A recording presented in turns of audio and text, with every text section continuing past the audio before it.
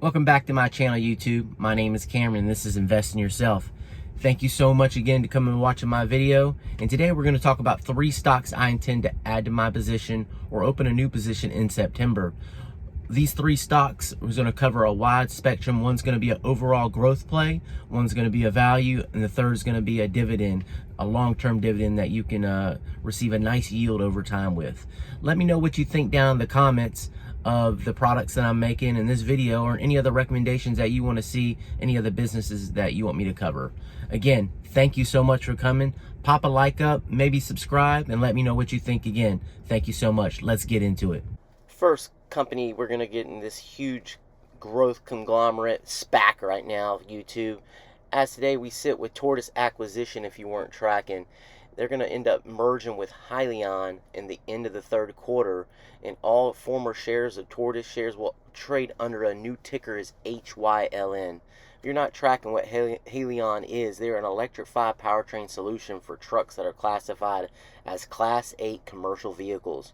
Hyliion manufactures battery-powered powertrains and the advanced software needed to operate these vehicles. Going over Hyliion's mission, if you look at overall, they're trying to reduce the carbon intensity with the greenhouse gas emissions for commercial transportation and Class 8 vehicles by being a leading provider in electrified powertrain solutions. So YouTube, with Hyliion's 2 main product line, one is a hybrid drive system for existing diesel-powered trucks, which increase vehicles' range and efficiency. The hybrid drive system is already available for purchase, with companies including Penske PAG and Ryder R being its major customers. Another product is HyperX ERX truck, an all-electric drive system for Class 8 trucks. Interesting, it does not require a huge battery pack. The Hypertruck ERX system involves a small battery pack that can be recharged via natural gas power onboard generator. ERX trials are likely to commence around 2021, and the production is set up to ramp around 2022. Considering Hyliion's long-standing relation to Dana Incorporation, the latter intends to provide its state-of-the-art manufacturing capabilities to enable Hyliion to achieve full volume production of its powertrain systems. Not just looking at the company doesn't only have an economic advantage over its competition, YouTube, it also outperforms both Tesla and Nikola in other metrics. Hyliion isn't exactly direct competitor to Nikola. However, you have to look at both are hoping to disrupt the heavy truck market with greener products. Hyliion, unlike Nikola, isn't planning to build complete trucks, but instead it's selling powertrain solutions to existing makers of big rigs. And Hyliion's powertrains are hybrids. So you have to look at it from an aspect, if we have a big transportation company that's they're going to retrofit the 100 different rigs with these compatible, hybrid systems, and don't have to replace them with Nikola's hydrogen full outfitted truck, and they have to have a hydrogen highway for refilling, and Tesla's battery trucks that need to be recharged for long periods of time, and worrying about overall and selling off their older fleet. So it's kind of one of the advantages Hyliion has over the other companies. Wrapping this up, YouTube, with the perspective of an operator of a fleet of heavy trucks, you have to look at it from this advantage point too that Hyliion has over Nikola and Tesla. Since they're not making the trucks themselves, especially with the hybrid system and just the powertrain, fleet operators can order most parts from the truck manufacturers with whom they already have relations. So it's a big aspect that Hyliion has an advantage over the other 2 EV big rig companies, because they can offer these manufacturers and mechanical shops ordering parts and working on these hybrid systems, and saying, instead of bringing them back to the manufacturer, which how they usually mark up upsell for labor. So it's another another strong point for Hyliion with these retrofitted adapted systems going on these big rig fleets. So looking into the public account, as you see, I hold 42 shares with a cost base of about $17, and anytime that you can get this company, I believe at this time in the $30 range, $20 range is a great buy. But again, I'm looking to add more to the position before the merger in the end of the third quarter. So Hyliion is my first growth stock overall. Let's go in for my second stock, YouTube, for September, is this great value play, is Raytheon Technologies. If y'all are not tracking about this company, it merged back in April with a defense contractor, Raytheon, combined with aerospace unit United Technologies. And this is like the first like defense mega merger in a generation when it came to the industrial world and defense side. Raytheon comprises of four businesses: Collins Aerospace, Pratt Whitney, Raytheon Intelligence and Space, and Raytheon Missile Defense. Commercial aviation sales account for about 6% of Raytheon revenue, and defense sales are about 54%. Looking at their last quarter earnings, as you can see, they did beat earnings last second quarter, but Raytheon's EPS dived 82% and sales fell 828% year on year. And while it burned through $248 million worth of cash, it had a solid performance, but you have to take in effect the pandemic, and they have 46% of their company is in the commercial aviation sales. So with the two companies, with Collins Aerospace and Pratt and Whitney, fell off 35 and 30%, respectively. You have to look at that from that aspect due to the pandemic. Raytheon light customer Boeing and jet engine rival GE predicts a slow aviation recovery from the deadly virus outbreak. So with all this weakness in the market, especially in industrials, and when you have these aviation companies, I think it still offers a great value at this time with these prices.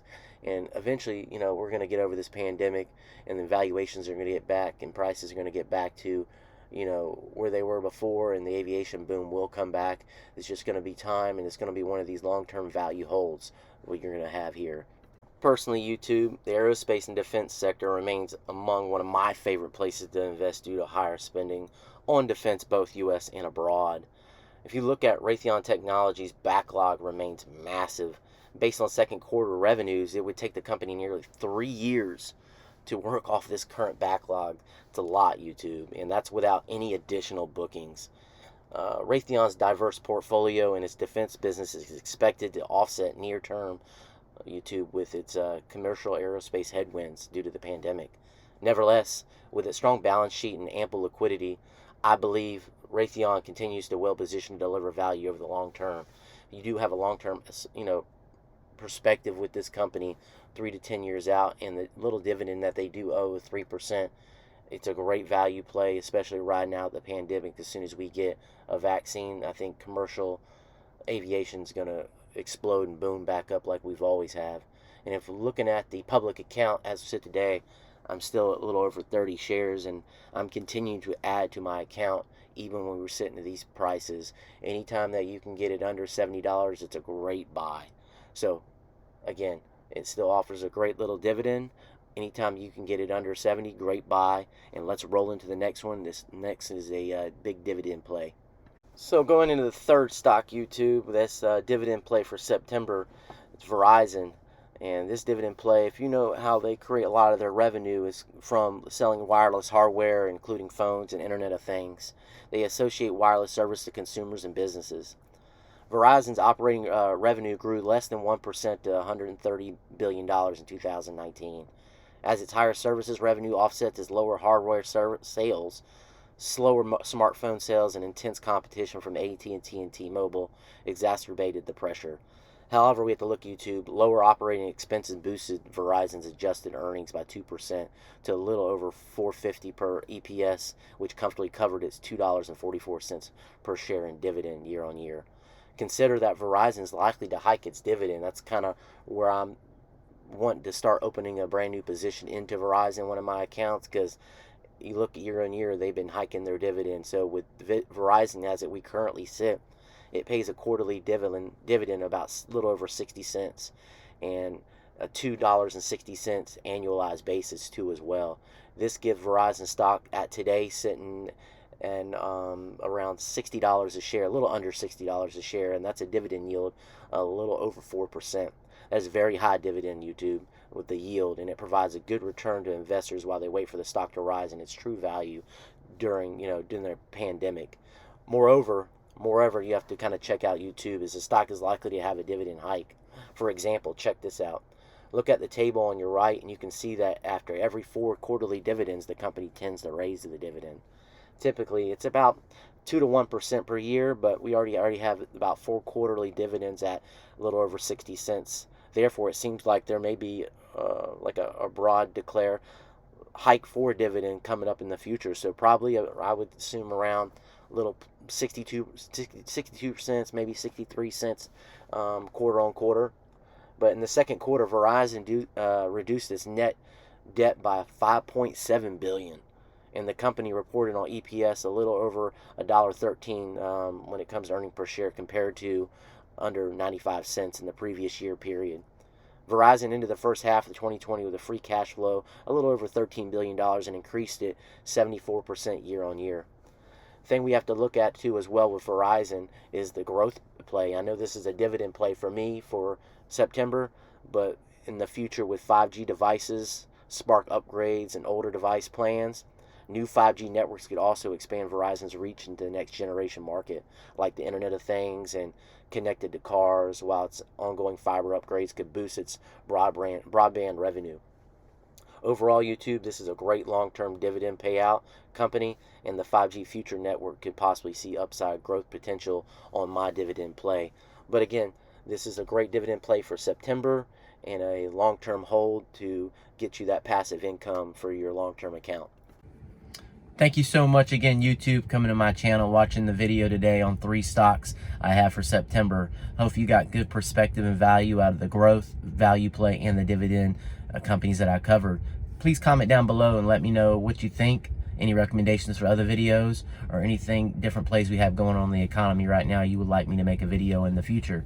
Again, thank you so much, and invest in yourself.